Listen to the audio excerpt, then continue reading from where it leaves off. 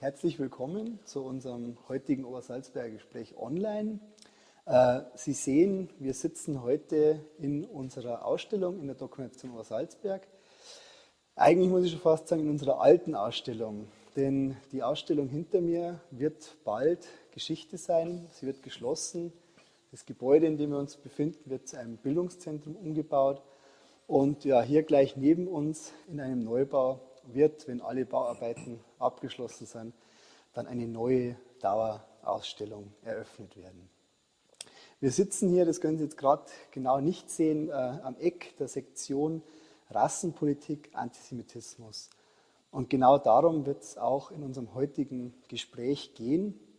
Wir haben das Festjahr 1700 Jahre jüdisches Leben in Deutschland zum Anlass genommen, gemeinsam mit dem Stadtarchiv Bad Reichenhall, mit dem Reichenhall-Museum und wir als Dokumentation Obersalzberg ein kleines Gespräch zu führen mit dem Titel Vom Judenbad zum judenfreien Kurort.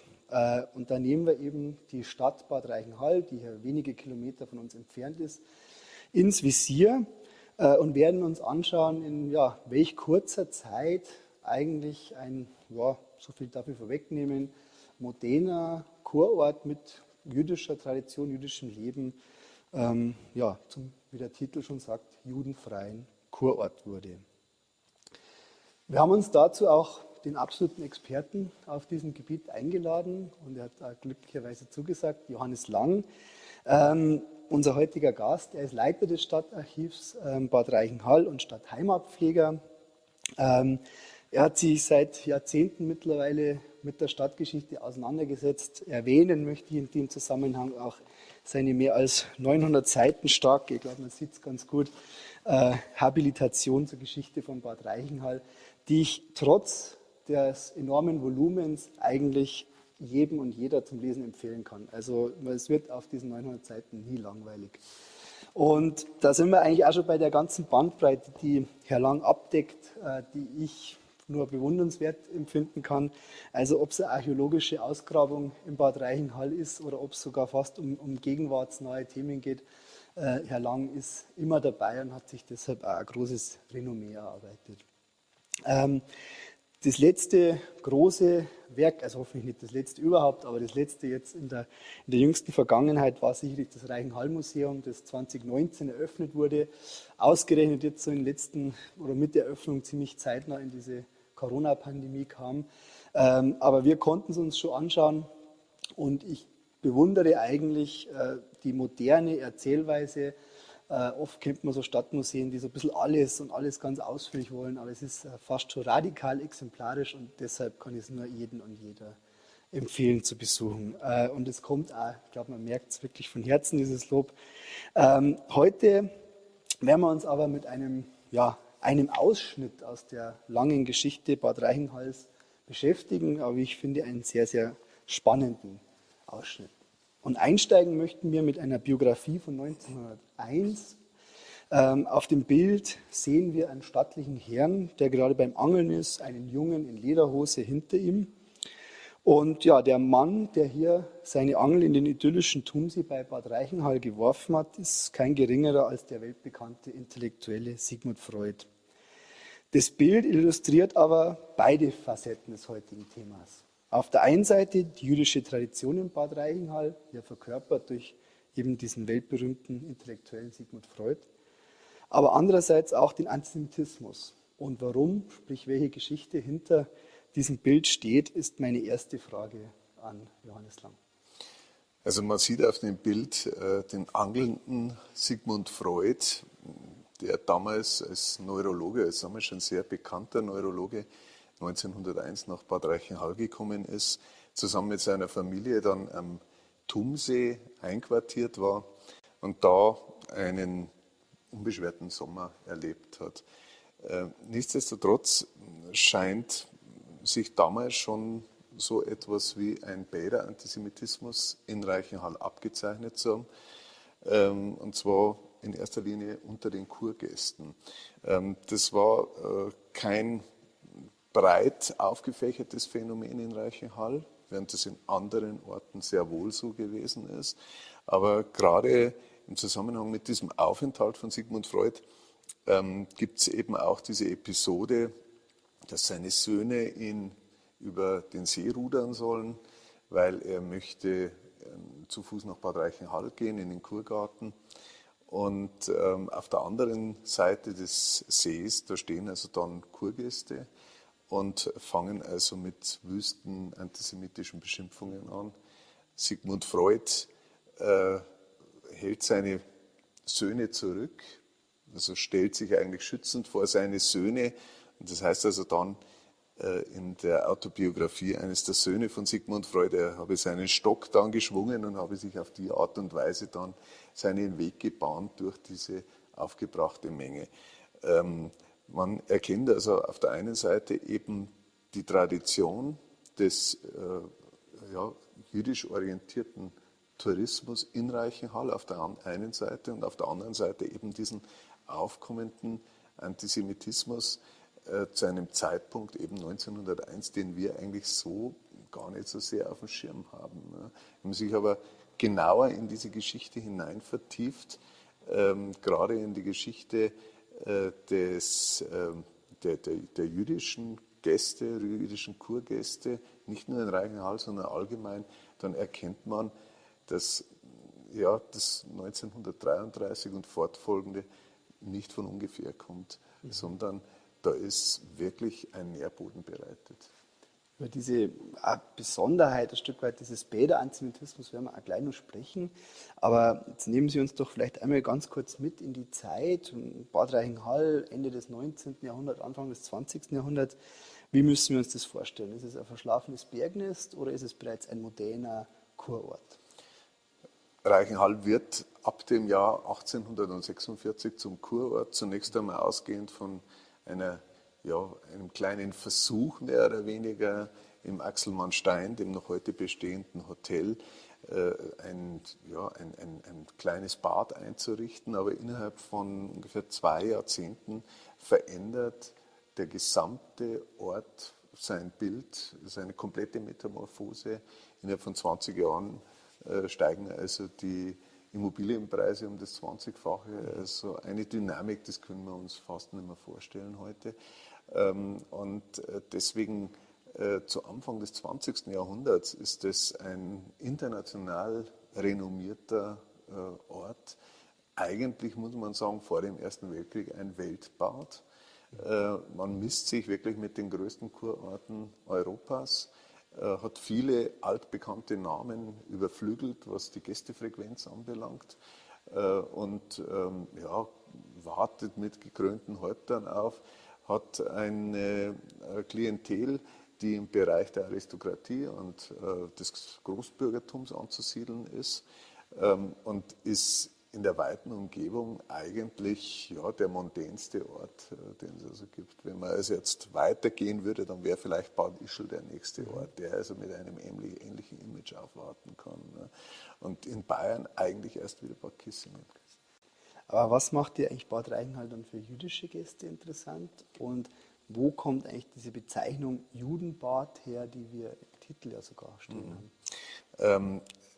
Also schon zum sehr frühen Zeitpunkt, also noch in den 1840er, Anfang der 50er Jahre, haben wir einen großen Zuzug von Gästen aus Franken.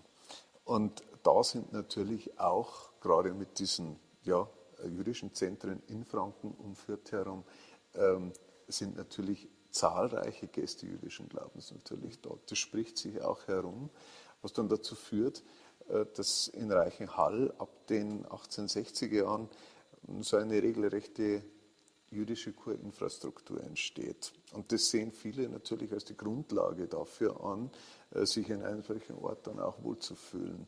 Das heißt, da werden also koschere Restaurants angeboten. Es gibt dann sogar ein extra jüdisches Schlachthaus. Dann gibt es Beträume für jüdische Kurgäste. Und es wird sogar in Erwägung gezogen, einen jüdischen Friedhof anzulegen. Also diese Überlegungen gehen auch schon sehr, sehr weit und zeigen, dass man sich auf diese Klientel tatsächlich einlassen möchte. Warum? Nicht in erster Linie aus Nächstenliebe, sondern einfach, das ist auch eine potente Klientel, die Geld da lässt, das weiß jeder. und deswegen sind die auch sehr willkommen. Dass dann Reichenhall ja, diesen Titel Judenbad irgendwann mal in der Presse führt, das hat einfach damit zu tun, dass das ja eine diffamierende Bezeichnung im Grunde genommen ist. Also, es gibt etliche, die stören sich an, sage ich jetzt einmal, dem Image Reichenhalls. Und zwar im Zuge des damals zu Ende des 19. Jahrhunderts im Zuge des Deutschen Kaiserreichs aufkommenden Antisemitismus, der sich da nochmal verstärkte in dieser Zeit. Und da sind es also ganz bestimmte Zeitungen, die immer wieder auch auf Reichenhall herumhacken. Also da gibt es dann irgendwann mal ja, so Slogans wie Juden, Juden überall, von Ischl bis nach Reichenhall. Also Reichenhall, das reimt sich dann auf dieses überall. Und ja, da entstehen dann so Stereotype. In Reichenhall gibt es eigentlich nichts mehr anderes als Juden. Wenn man in Reichenhall zur Kur ist, dann ist man zwangsläufig in einem Judenbad. Ja. So wird es in der Presse, in der Öffentlichkeit dargestellt. Die Realität schaut natürlich anders aus. Sie haben jetzt gesagt, etliche bezeichnen Bad Reichenhall diffamierend als Judenbad. Können Sie das nochmal ein bisschen genauer sagen, wann zum Beispiel der Antisemitismus richtig beginnt, wer Träger des Hasses waren, beziehungsweise ob das sozusagen eine lineare Steigerung bis zum Jahr 1933 ist oder ob es da Hochphasen und Trends gab in diesem Antisemitismus? Also es hat immer wieder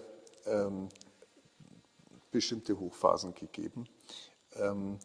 Man kann jetzt nicht erkennen, das fängt ganz langsam an und steigert sich.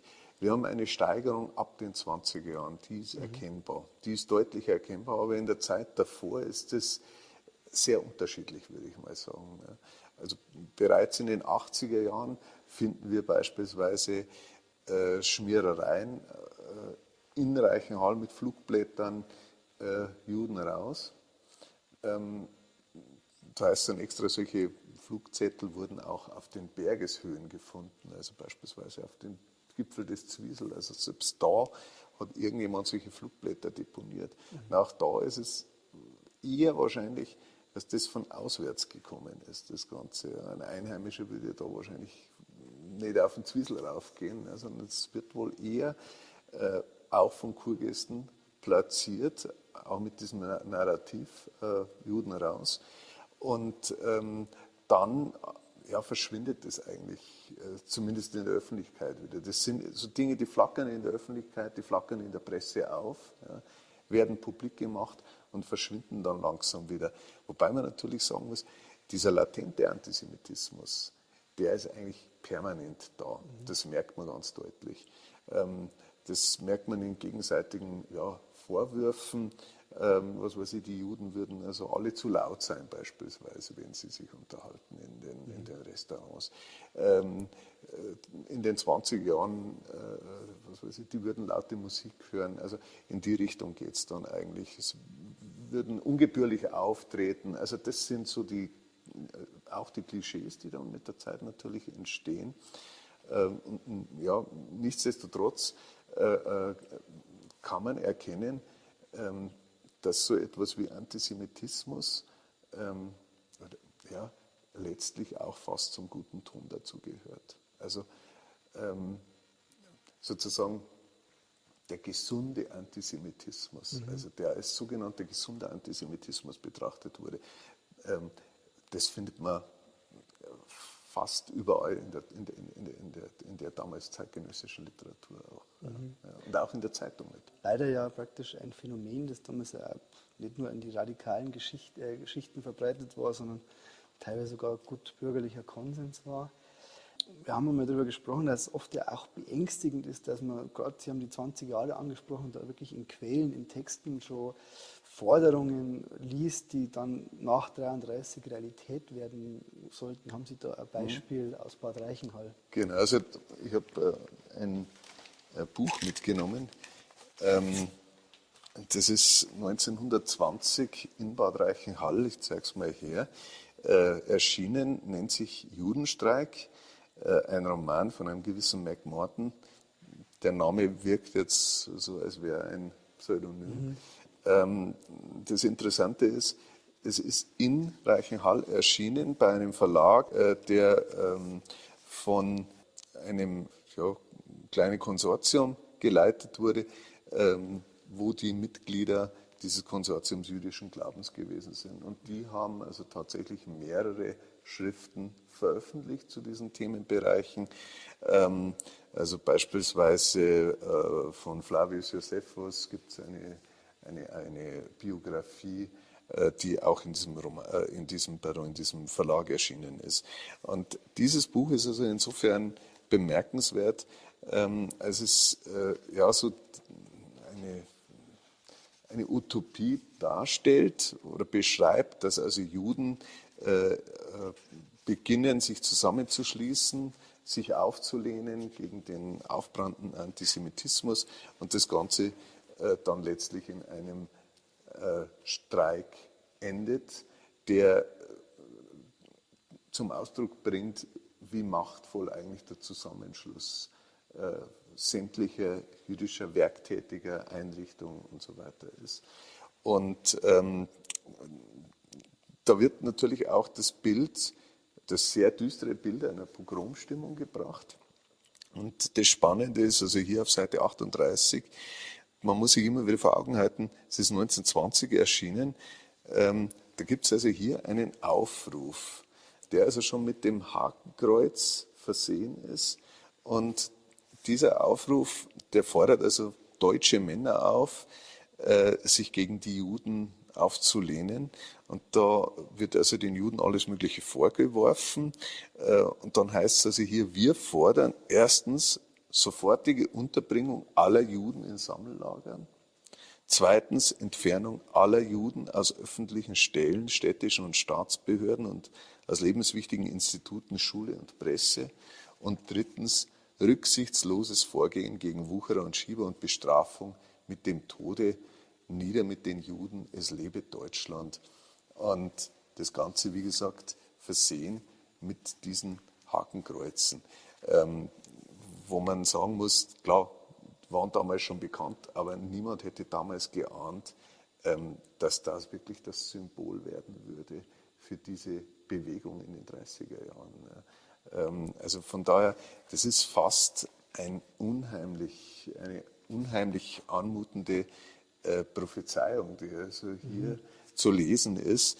Und ein Stück weit spiegelt es natürlich auch die Ängste der damaligen Zeit zu Ende der 10er und Anfang der 20er Jahre. Es ist ganz spannend, dass eigentlich da 13 Jahre später unter genau dem Symbol, dem Hakenkreuz, das nach und nach umgesetzt wird, was hier schon steht. So ein bisschen kann man es leider auch schon nicht nur an dem Beispiel, sondern auch an anderen Beispielen ablesen, dass wir gerade in den 20er Jahren einen Anstieg des Antisemitismus wahrnehmen können und da eben eine fast schon Besonderheit, den sogenannten Bäder-Antisemitismus. Es gibt zum Beispiel Listen des Zentralvereins der Jüdinnen und Juden in Deutschland, die jährlich eigentlich veröffentlichen, wo man als Jüdin und Jude gut hinfahren kann und wo, in welchen Hotels oder welchen Orten man besser meiden soll. Und diese Listen, die steigen eigentlich, werden immer dicker und dicker.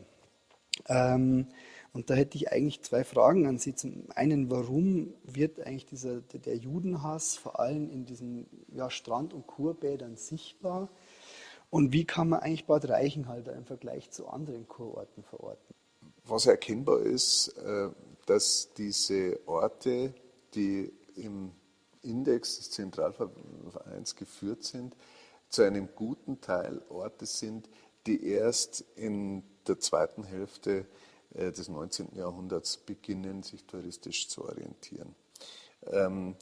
Diese älteren Bäder, und da zähle ich jetzt eben auch Bad Reichenhall dazu, aber auch Bad Kissingen, Bad Brückenau und wie sie alle heißen, die findet man kaum in diesen Listen, was darauf hindeutet, dass sich die Kurbäder im Verlaufe des 19., Anfang 20. Jahrhunderts versucht haben, ein bestimmtes Image auch zu geben. Und einige dieser Orte, auch sommerfrische Orte, haben darin gewissermaßen eine Marktlücke erkannt. Ja. eine Marktlücke, nämlich sich als nationalistischer, rein deutscher Kurort zu geben. Also berühmtestes Beispiel ist Borkum, die Nordseeinsel Borkum, wo es also dann mit dem Borkum-Lied also schon, ja, wo man also ja eigentlich direkt aufruft, also die Juden alle rauszuschmeißen von der Insel, die haben da nichts verloren, so nach dem Motto. Ne?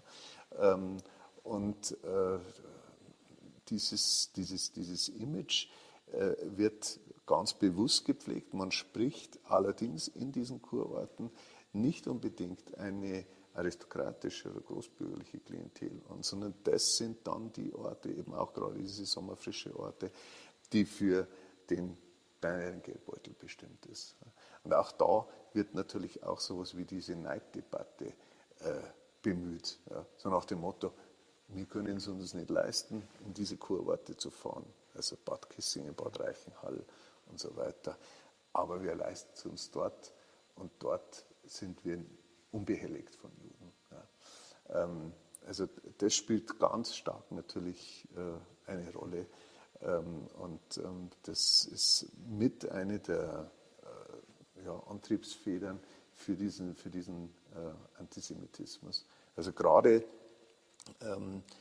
diese eingangs erwähnte Szene mit Sigmund Freud kann man wahrscheinlich auch ein Stück weit wieder unter dieser Neiddebatte betrachten. Da gibt es eine Familie, die eine Sonderrolle einnehmen. Die wohnen nicht unten in Reichenhall, sondern die wohnen da oben am Tumsee. Ja, was sind denn das für Leute? Ja, das sind doch wahrscheinlich schon wieder die Juden. Ja. Die können sich das leisten, dass sie also das als Separé haben. Ja. Also solche Klischees und Stereotype werden bemüht. Und ja, genau die Leute, die also solche Neiddebatten führen, die beginnen dann mit diesen antisemitischen Schimpfkanonaden. Es ist ja so, dass ausgerechnet eigentlich in direkter Nachbarschaft von Bad Reichenhall sich ab 1923 oder vor allem dann Mitte und Ende der 1920er Jahre ein Adolf Hitler aufhält, 1928 hier am Obersalzberg ein Domizil bezieht. Hat diese Präsenz Adolf Hitlers hier in Berchtesgaden oder am Obersalzberg in den 20er Jahren auch Auswirkungen auf den Antisemitismus in Bad Reichenhall oder gibt es da eigentlich kaum Berührungspunkte? Also ich würde da tatsächlich das unter dem Aspekt sehen, dass jeder Ort damals versucht, sein Image aufzubauen. Und da hat auch Berchtesgaden sein ganz spezielles Image. Während jetzt beispielsweise in Kitzbühel schon vor dem Ersten Weltkrieg Anfragen von Juden gar nicht mehr behandelt wurden. Und in Anger beispielsweise, Ort in der Nähe von Bad Reichenhall, schon sehr früh sowas wie Judenfreiheit festgestellt wurde und deshalb im Index des Zentralvereins Anger eigentlich als zu meidender Ort dargestellt wird. Muss man wahrscheinlich auch davon ausgehen, dass Berchtesgaden in dieser Zeit ein bestimmtes Image bekommt. Ich habe jetzt extra nochmal nachgeschaut, im Index, da wird Berchtesgaden mit 1, 2 Häusern aufgeführt, aber ist nicht generell zu meiden. Aber natürlich wandelt dieser Ort sich im Verlaufe der 20er Jahre. Also mit diesen ersten Reden, die Hitler hier in Berchtesgaden auch im Hofbräuhaus hält, und Hitler natürlich in der damaligen Zeit schon wirklich eine bekannte, sagen wir zumindest regionale Größe hier gewesen ist, bekommt auch Berchtesgaden bereits ein bestimmtes Image.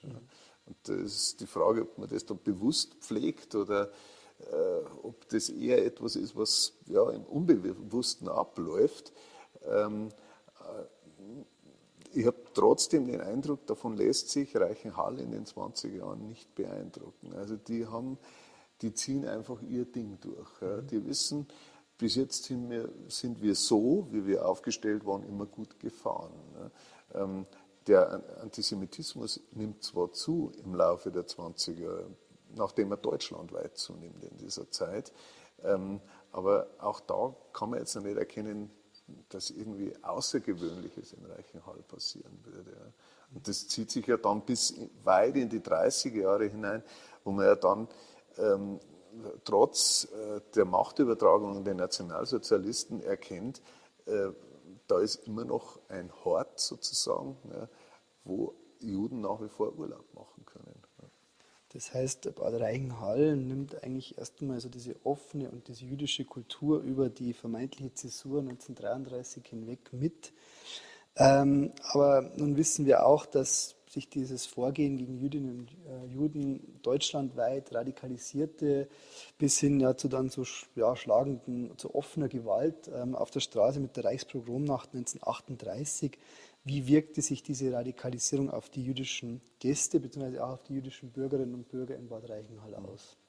Antisemitische Kampagnen, beispielsweise mit Flugzetteln und so weiter, das hat es also eben in den 1880er Jahren schon gegeben und dann auch noch in den 1920er Jahren. Das sind so einzelne Erscheinungen. Dann natürlich auch Kundgebungen nationalsozialistischer Art in den frühen 20er Jahren, als aber den NSDAP eigentlich politisch gesehen noch keine wirkliche Rolle zu spielen beginnt. Wo man dann auch erkennt, dass es von Seiten des Großteils der Bürger in Reichenhall die Ängste gibt, wenn wir hier zu radikal in Erscheinung treten oder wenn man in Reichenhall zu radikal in Erscheinung tritt, dann bleiben uns die Kurgäste aus, die jüdischen Kurgäste. Wenn sowas wie Pogromstimmung aufkommt, dann kommen die nicht mehr. Und deswegen hat sich dann zum Beispiel auch der Magistrat dann öffentlich mal gegen Antisemitismus ausgesprochen, dass das also in Reichenhall nichts verloren habe. Was durchaus bemerkenswert ist, weil sowas findet man in anderen Orten eigentlich in der Form kaum oder gar nicht. Und dann nach der Machtübertragung an die Nationalsozialisten belässt man es eigentlich auch vorerst mal dabei. Man sieht keinen Grund davon abzurücken. Und das ist also durchaus bemerkenswert, dass es einzelne Hoteliers gibt, die sich beschweren, wie man mit den Juden umgeht. Aber die machen das wieder, wie gesagt, nicht so sehr aus humanitären Gründen, sondern die haben Angst um ihr Geschäft, dass ihnen das Geschäft abhanden kommt. Und man weiß natürlich, die Hälfte der Reichenhaller Kurärzte sind jüdischen Glaubens. Man weiß um die Prägung, man weiß um diese lange Tradition, die also Reichenhall als Kurort, vor allem für jüdische Gäste hat. Und man versucht es einfach so lange hinauszuzögern, wie es irgendwie geht. Und man erkennt natürlich auch, es gibt diese ständigen Vorwürfe, auch von Seiten des Landtags, immer wieder Debatten, warum es in Reichenhall immer noch so zugeht, in Anführungsstrich. Ja. Man möge sich doch endlich mal distanzieren, man möge sich emanzipieren, freischwimmen von den jüdischen Kurgästen. Und das Ganze wird dann eigentlich erst durch die Nationalsozialisten, durch bestimmte Verbote verschärft. Also zunächst einmal verbietet man ihnen, ins Freibad zu gehen. Da gibt es also reichsweite Verbote für jüdische Mitbürger. Dann verbietet man den jüdischen Kurärzten weiter zu praktizieren. Also zumindest dürfen die nur noch Juden behandeln. Und auf diese Art und Weise wird das Ganze verschärft und eingeschränkt. Bis hin zur Pogromnacht, wo aber natürlich wie in vielen anderen Orten das eigentlich eher verhalten abläuft. Die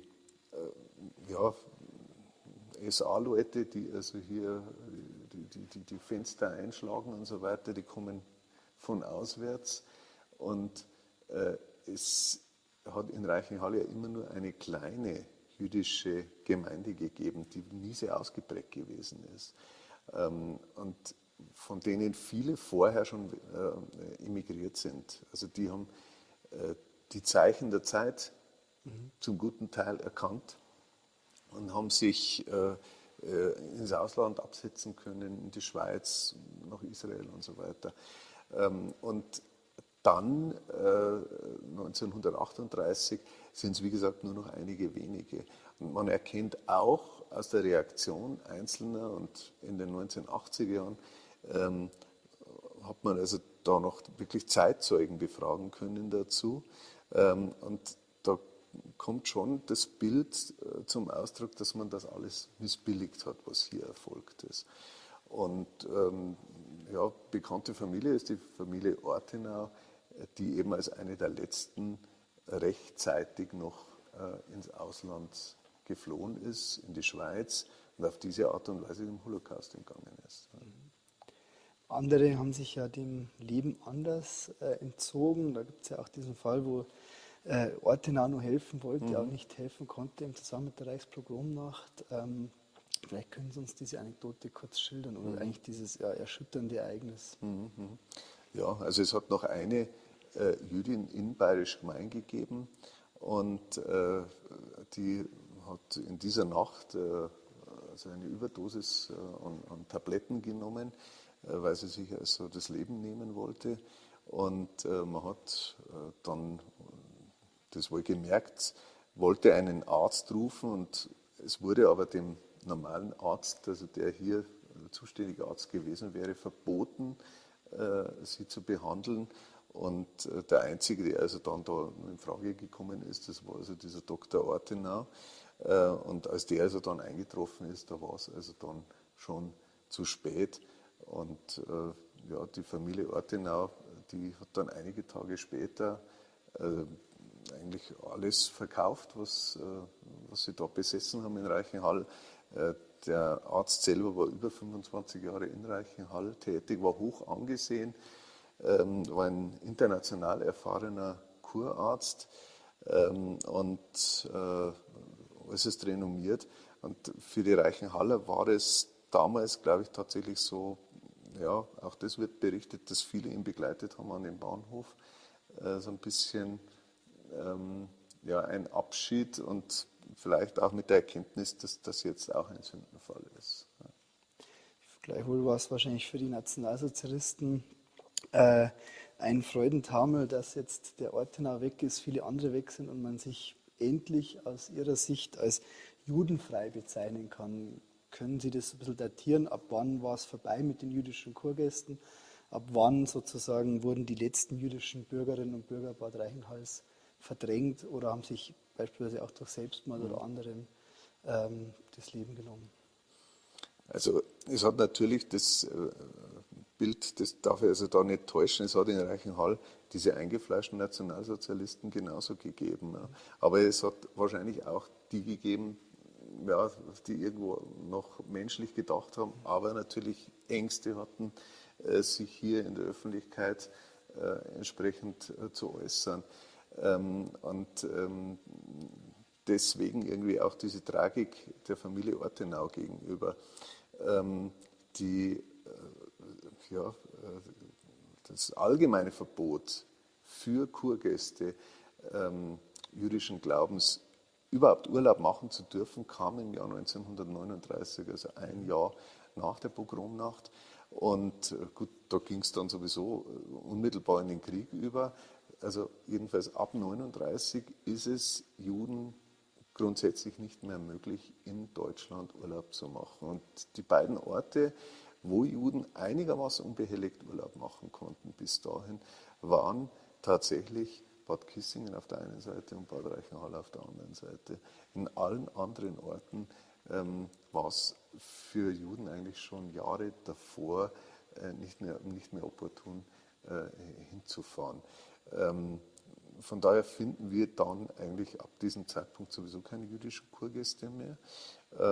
Und das Schicksal jener Menschen jüdischen Glaubens, die dann nach wie vor in Reichenhall geblieben sind, das war das Schicksal von ja, Hunderttausenden, Millionen, die es eben nicht geschafft haben zu emigrieren.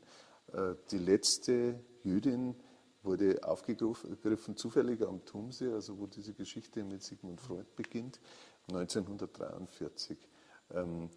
Wollte sich wahrscheinlich dort verstecken und ist also da gefasst worden. Und ich habe die Geschichte nie weiterverfolgt, aber ich gehe davon aus, dass sie ein Opfer des Holocaust geworden ist und getötet worden ist. Damit ist eigentlich ja in diesem kurz vor Beginn des Zweiten Weltkriegs, während des Zweiten Weltkriegs, diese lange Tradition von Bad Reichenhall als jüdischer Kurort mit jüdischem Leben, mit jüdischen Restaurants und dergleichen abrupt zu Ende. Wie sieht es dann nach 1945 aus? Versucht man wieder, kann man wieder an diese Tradition anknüpfen? Gibt es wieder jüdische Kurgäste in Bad Reichenhall oder ist eigentlich diese Tradition für immer verloren? Also diese Tradition, so wie sie mal bestanden hat und wie sie über viele, viele Jahrzehnte, also man muss eigentlich sagen über 7 Jahrzehnte in Reichenhall eine feste Größe gewesen ist, die ist tatsächlich ad acta, die gibt es nicht mehr und an die kann man auch tatsächlich so nicht mehr anknüpfen. Die jüdische Geschichte geht aber doch ein Stück weiter, denn in Reichenhall wird nach dem Zweiten Weltkrieg eines der größten Lager für Displaced Persons errichtet, und zwar in der ehemaligen Wehrmachtskaserne. Dort werden in erster Linie Verschleppte, Zwangsarbeiter und so weiter, jüdischen Glaubens hauptsächlich, untergebracht in diesen großen Lagern, die dazu bestimmt sind, diesen Menschen irgendwann die Möglichkeit einer Ausreise zu geben. Das ist also ganz spannend, dass es offensichtlich bis in die späten 40er, aber zumindest 47 herum, dass es also tatsächlich noch Überlegungen gibt, ob es eine Chance gibt für einen Wiederbeginn in Deutschland. Ja. Schafft man es, sich so auszusöhnen mit diesem Land, das so viel Schuld auf sich geladen hat, mit der Vernichtung, mit der totalen Vernichtung während des Holocausts. Und man kommt dann zu der Überzeugung, dass das nicht mehr möglich ist. Und es gibt in Reichenhall sogar 2 große jüdische Kongresse, die hier stattfinden, unter dem Schutz der amerikanischen Militärregierung. Und bei diesen Kongressen werden zu einem guten Stück auch schon die Eckpunkte für den künftigen Staat für Israel festgezurrt. Und die Menschen warten jetzt tatsächlich auf ihre Ausreise nach Israel, in die Vereinigten Staaten, nach Australien, nach Kanada. Das Besondere ist, dass sich bei mir immer wieder Menschen melden, die sagen, ich bin dort in dem Lager auf die Welt gekommen, 1950 beispielsweise. Und also jetzt erst in den nächsten Wochen wird eine kleine Delegation sogar dann in Reichenhall sein. Das sind also alles Menschen, deren Eltern entweder dort gewesen sind, deren Eltern sich dort kennengelernt haben, dort geheiratet haben, die vielleicht selber dort in dem Lager auf die Welt gekommen sind und die auf diese Art und Weise zwar auf der ganzen Welt zusammenkommen, aber tatsächlich ein Stück weit da ihre Wurzeln sehen, eigentlich an einem Ort, der so ein Ort ist, also wo aus aller Herren Länder die Menschen zusammengetrieben worden sind, wo der Zufall die Menschen zusammengeführt hat. Und also das alleine ist eigentlich schon reizvoll, muss ich sagen. An den Anfragen sieht man ja, dass auch heute vielleicht viele Jüdinnen und Juden in der ganzen Welt verstreut nur eine Verbindung zu Bad Reichenhall sehen, weil es ihr Geburtsort ist zum Beispiel, wie Sie beschrieben haben. Wie sieht es denn in Bad Reichenhall selber aus? Gibt es denn heute noch Spuren, die an diese jüdische Kultur, an das jüdische Leben erinnern? Also diese Kurinfrastruktur, die es während der langen Jahrzehnte gegeben hat, jüdischer Kurtradition hier, die gibt es tatsächlich nicht mehr. Also wir haben keine jüdischen Restaurants mehr. die meisten, die sind alle abgebrochen worden im Laufe der Zeit. Da stehen Ersatzbauten. Es gibt keine B-Zelle mehr. Es gibt auch das koschere Schlachthaus nicht mehr. Man muss genau hinschauen, aber es sind ein paar so Dinge, die daran erinnern. Also beispielsweise sind es die Dinge, die von jüdischen Wohltätern in Reichenhall hinterlassen worden sind. Das ist ja ein wirklich bezeichnendes Phänomen, dass es gerade unter den Juden ganz viele Wohltäter gegeben hat, sozusagen sich in der Minderheit fühlend, dieser Diaspora angehörend, aber trotzdem das Bedürfnis dazugehören zu wollen, ja, und sich deswegen über Gebühr für die Gesellschaft einsetzen.